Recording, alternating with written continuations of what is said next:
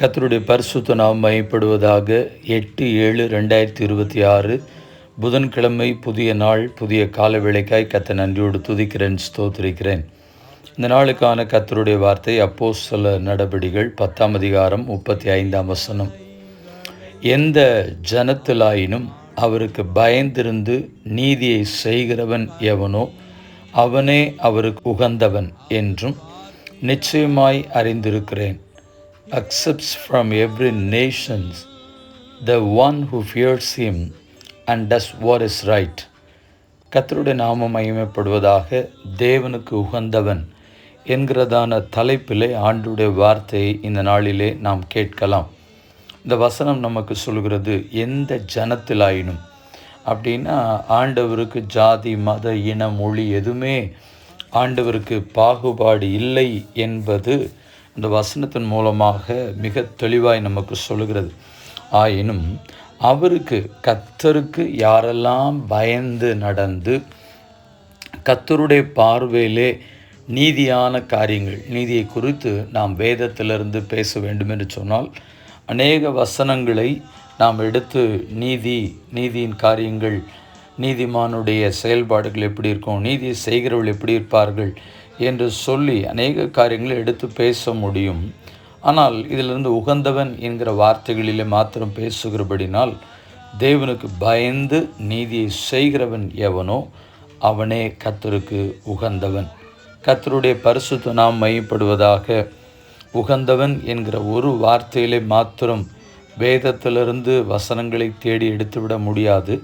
ஆனால் உகந்தவன் என்று சொல்லி அதை இன்னும் நம்மள அதை மொழிபெயர்த்து பார்ப்போம் என்று சொன்னால், பிரியமானவன், அவரால் அங்கீகரிக்கப்படுகிறவன், ஏற்றுக்கொள்ளப்படுகிறவன் என்கிற பல வார்த்தைகளை அதிலே நாம் சொல்லலாம். குறிப்பாக உகந்தவன் என்று சொன்னால் பிரியமானவன் என்கிற வார்த்தைகளையும் வேதத்திலிருந்து நாம் சொல்ல முடியும்.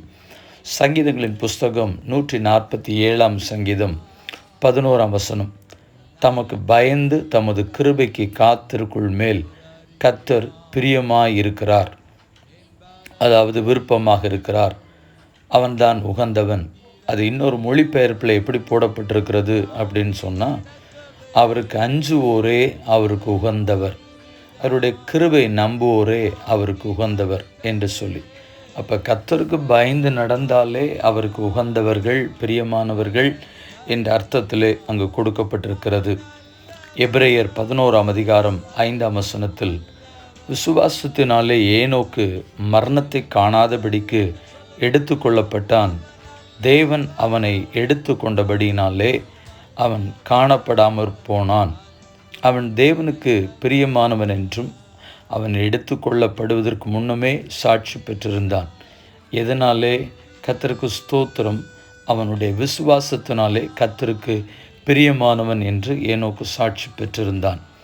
இன்னொரு மொழியாக்கத்திலே விதமாக எழுதப்பட்டிருக்கிறது, ஏனோக்கு மேலே எடுத்து கொள்ளப்படும் முன்பே தேவனுக்கு உகந்தவர் என்று நற்சான்று பெற்றிருந்தார். கர்த்தருக்கு ஸ்தோத்திரம். எதனால் அந்த உகந்தவர், பிரியமானவன் என்பதற்கு வசனம் சொல்லுகிறது என்று சொன்னால், அந்த விசுவாசத்தினாலே.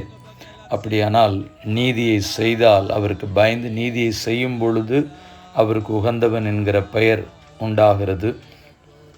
அவருக்கு பயந்து கிருபைக்கு காத்திருக்கும் பொழுது உகந்தவர் என்கிறதான பெயர் ஏற்படுகிறது. விசுவாசத்தினாலே அந்த உகந்தவர் என்கிற பெயர் ஏற்படுகிறது.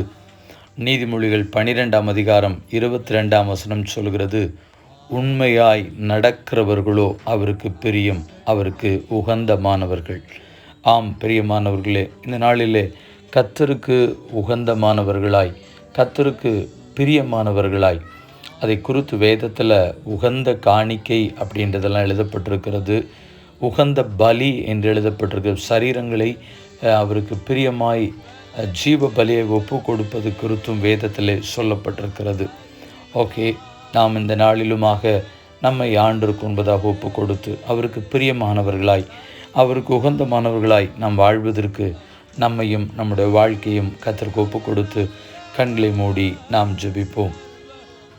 பரிசுத்தமுள்ள நல்ல தேவனே, இந்த ஆசீர்வதிக்கப்பட்டதான இந்த நல்ல நாளுக்காக நன்றி செலுத்துகிறோம். உகந்தவன் என்கிறதான தலைப்பிலே, அதாவது பிரியமானவன் என்கிற தலைப்பிலே கர்த்தருடைய வார்த்தை கேட்கவும் ஆண்டவரை ஜெபிக்கவும் எங்களுக்கு கொடுத்த நேரத்திற்காக நன்றி.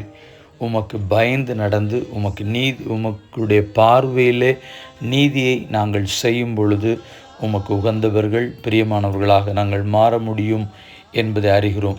கர்த்தருக்கு ஸ்தோத்திரம். உமக்கு பயந்து கிருபைக்கு காத்திருக்கிறவர்கள் உமக்கு உகந்தவர்கள் பிரியமானவர்கள் என்று பார்க்க முடிகிறது. விசுவாசத்தினாலே உமக்கு உகந்தவர்களாய் பிரியமானவர்களாய் மாற முடியும் என்று அறிந்து கொள்ள முடிகிறது. உண்மையாய் நடந்தால் உமக்கு உகந்தவர்களாய் பிரியமானவர்களாய் மாற முடிகிறது. கர்த்தருக்கு ஸ்தோத்திரம்.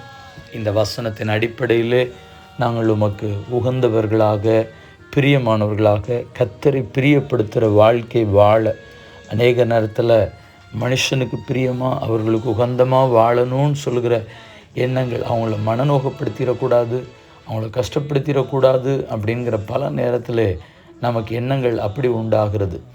ஆனால் கர்த்தருடைய ஜனங்களாகி எங்களுக்குள்ளே ஆண்டவரே கர்த்தருக்கு பிரியமான வாழ்க்கை, உமக்கு ஏற்ற வாழ்க்கை, உமக்கு உகந்த ஒரு மனுஷியாக நாங்கள் வாழ எங்களை நாங்கள் தத்தம் செய்கிறோம். கர்த்தருக்கு ஸ்தோத்திரம் உண்டாகட்டும். கர்த்தரை பிரியப்படுத்துகிறதான வாழ்க்கையின் அனுபவம் எங்கள் ஒவ்வொருவருக்கும் தாரும். இந்த ஜெபத்தை என்னோடு இணைந்து செய்கிற ஒவ்வொரு தேவ பிள்ளைகளும் உமக்கு உகந்தவர்களாய் உமக்கு பிரியமானவர்களாய் காணப்பட பிதா குமாரன் பரிசுத்தாவின் நாமத்தினாலே ஜெபித்து ஜெபத்தை ஏறெடுக்கிறோம் எங்கள் பரிசுத்தமுள்ள நல்ல பிதாவே, ஆமென். வாழ்த்துக்களுடன் ஜெபங்களுடன் பாஸ்டர் ஜெபதாஸ். வாட்ஸ்அப் 9345353730. நேற்று கேள்வியும் பதிலும்.